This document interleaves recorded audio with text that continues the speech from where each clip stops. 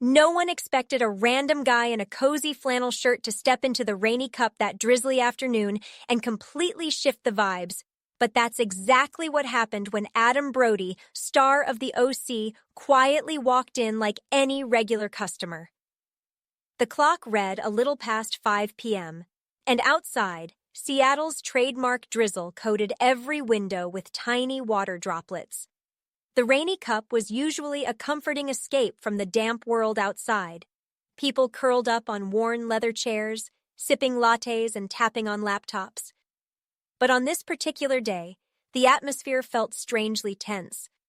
Carla, the sole barista on duty, was juggling espresso shots, foaming milk, and trying not to slip on a floor still damp from the constant flow of customers tracking in rainwater.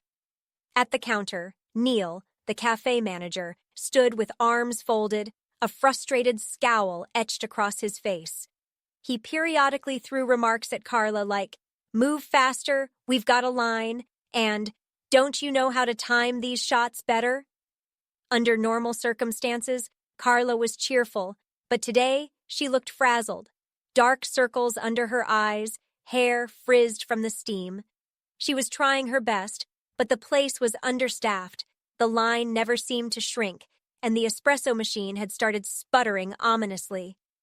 That's when Adam Brody quietly slipped in, hood drawn up over his hair, wearing a dark green flannel shirt, jeans, and slightly scuffed boots. He stepped into the queue, looked around, and noticed immediately how the manager kept snapping at Carla.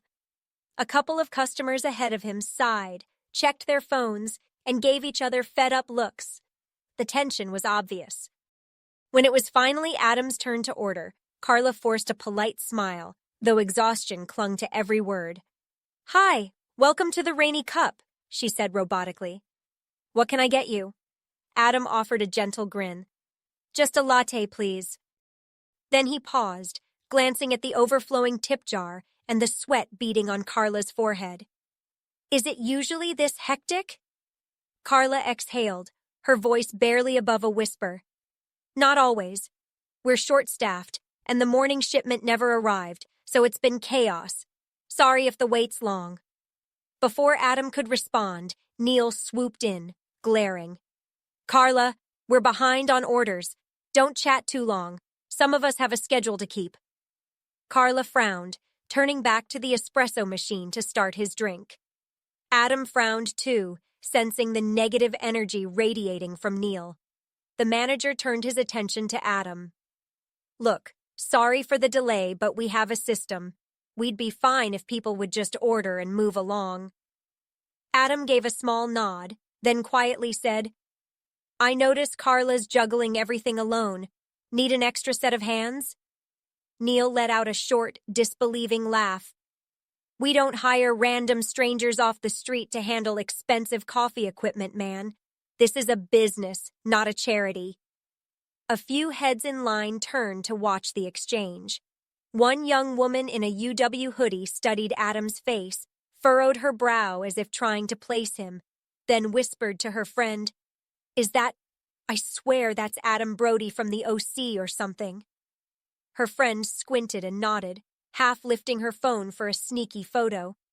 Adam, ignoring the scattered whispers, tried again. "I used to work in a cafe back when I was in college. I'm decent at pulling shots and steaming milk if that helps at all." Neil's scowl deepened. "Dude, I said no. We don't have time to show you how not to break our machine. Just let Carla do her job." At that point, Carla nearly spilled hot milk as she tried to keep up with 2 cappuccinos and Adam's latte. The stress was palpable. She muttered, "Oh, God," under her breath, fighting back tears.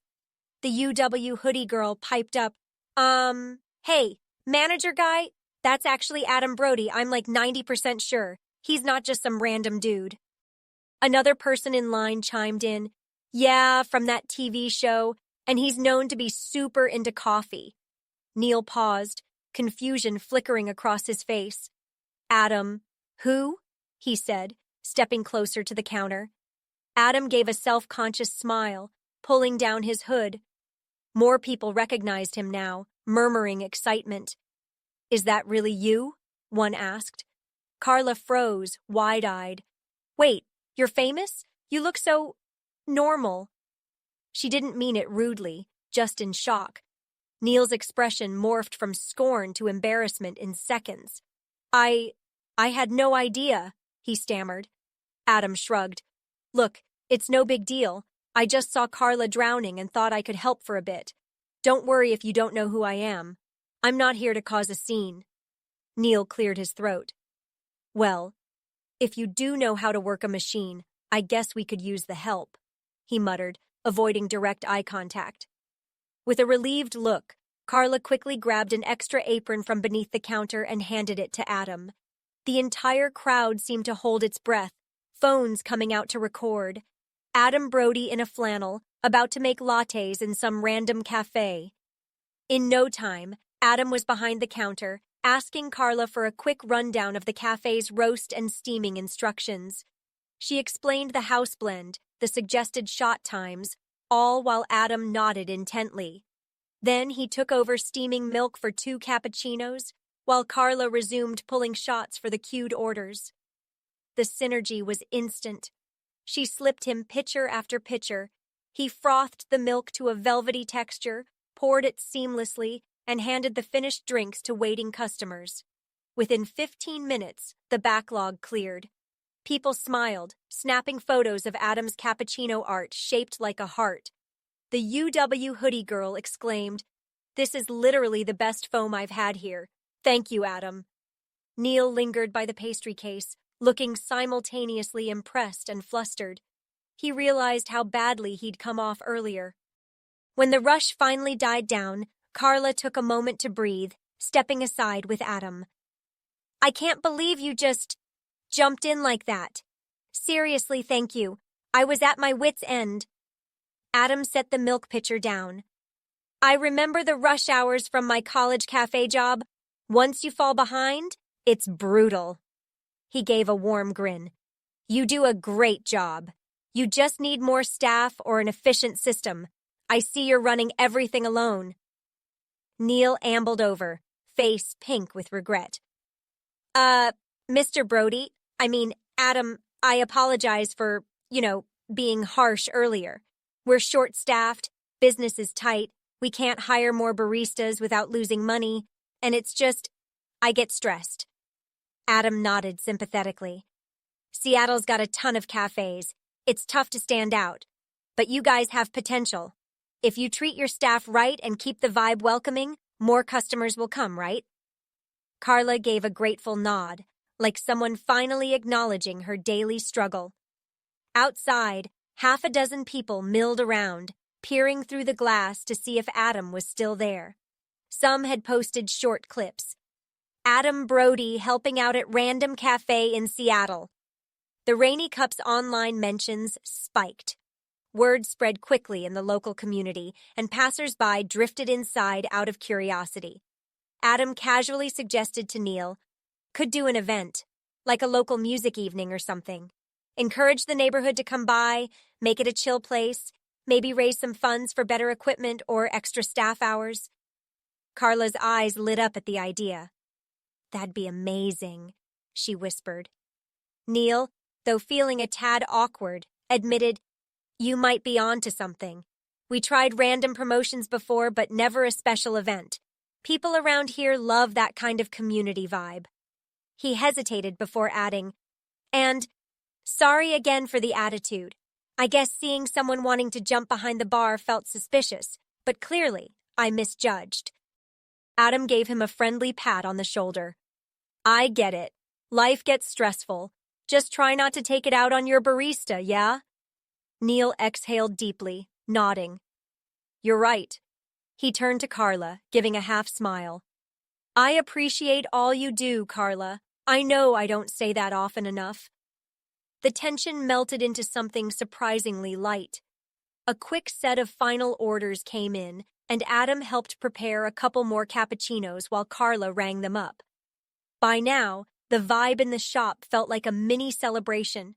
Customers chatted animatedly, a few asked Adam for selfies, and Neil stood in mild shock at how quickly positivity had returned. As the last latte was handed off, Adam peeled off the borrowed apron. Carla said a big, "Thank you," and impulsively gave him a quick, grateful hug. He chuckled, stepping away from behind the counter. "No problem. Just be sure to keep this place's heart beating. I can tell the neighborhood loves it." Before leaving, Adam insisted on paying for his original latte, which by now was ice cold and replaced for free by Carla.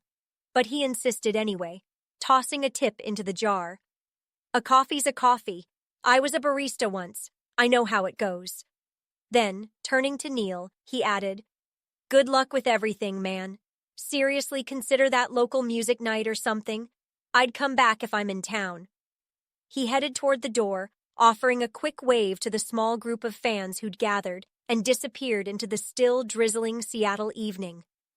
Once outside, he texted a friend about the best place to grab a late dinner, not seeming fazed at all by the mini commotion inside. Inside the rainy cup, a hush fell momentarily. Neil rubbed the back of his neck, muttering, "Well, that was surreal. We just had a Hollywood actor behind our counter." Carla laughed.